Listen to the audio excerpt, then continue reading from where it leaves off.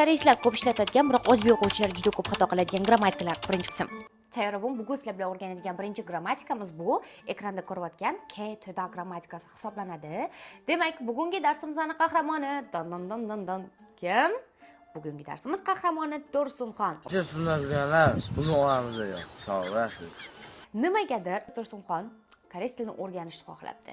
Lekin 2024-yilda Tursunxon umuman koreys tilini bilmasdi. Umuman koreys tilida gapira olmasdi, koreys tilidan xabari yo'q edi. Ya'ni hangugo bu teo.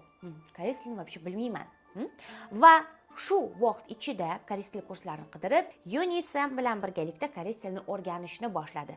Va 1 yil davomida Tursunxon astoydil o'qiganligi uchun koreys tilida yaxshi gapiradigan bo'ldi. Va demak, qaranglar, e'tibor beramiz. 2025-yilga kelib Tursunxon 한국어를 잘하게 됐어요. Ya'ni koreys tilida yaxshi gapiradigan bo'ldim. Demak, K 됐어요, ya'ni K to'da grammatikamiz qachon ishlatiladi? Qachonki A degan ish harakatimiz o'tgan zamonda boshqacha edi va ma'lum bir vaqt o'tib, hozirgi zamonga kelganda ma'lum bir o'zgarish sodir bo'ldi.